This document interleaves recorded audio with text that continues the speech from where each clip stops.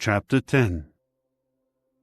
Then Jehovah said to Moses, "Go into Pharaoh, for I have allowed his heart and the hearts of his servants to become unresponsive, so that I may display these signs of mine right before him, and in order that you may declare to your sons and your grandsons how severely I have dealt with Egypt, and what signs I have performed among them.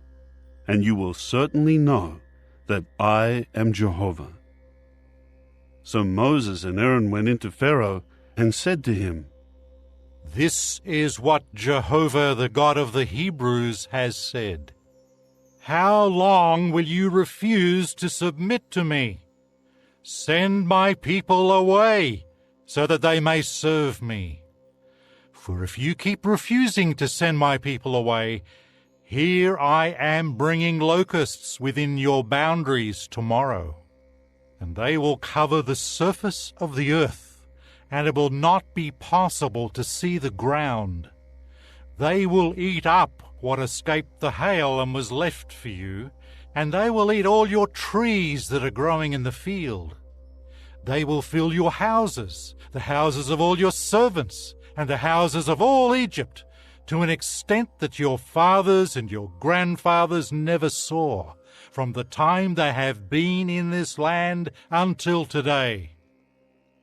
With that he turned and went out from Pharaoh. Then Pharaoh's servants said to him, "How long will this man continue to menace us? Send the men away, so that they may serve Jehovah their God." Do you not yet realize that Egypt has been ruined? So Moses and Aaron were brought back to Pharaoh, and he said to them, "Go, serve Jehovah your God. But just who will be going?" Then Moses said, "We will go with our young people, our old people, our sons, our daughters, our sheep and our cattle, because we will hold a festival to Jehovah." He said to them, "If I ever send you and your children away, then Jehovah is indeed with you. It is clear that you intend to do something evil. No, only your men may go and serve Jehovah, for that is what you requested." With that they were driven out from before Pharaoh. Jehovah now said to Moses, "Stretch out your hand over the land of Egypt for the locusts, so that they may come up over the land of Egypt and eat up all the vegetation of the land, everything that the hail has let remain." At once Moses stretched out his rod over the land of Egypt, and Jehovah caused an east wind to blow on the land, all that day and all night. The morning came, and the east wind brought the locusts. And the locusts came up over all the land of Egypt, and settled down on the whole territory of Egypt. It was extremely severe. Never before had there been so many locusts, nor would there ever be so many again. They covered the surface of the entire land, and the land grew dark with them. They devoured all the vegetation of the land, and all the fruit of the trees that the hail had left. Nothing green was left on the trees, or on the vegetation of the field, in all the land of Egypt. So Pharaoh quickly called Moses and Aaron and said, "I have sinned against Jehovah your God and against you. Now please, pardon my sin, just this once, and plead with Jehovah your God that he just remove this deadly plague from upon me." So he went out from Pharaoh and pleaded with Jehovah. Then Jehovah caused the wind to shift, and it became a very stiff west wind, and it carried the locusts away and drove them into the Red Sea. Not a single locust remained in all the territory of Egypt. However, Jehovah allowed Pharaoh's heart to become obstinate, and he did not send the Israelites away.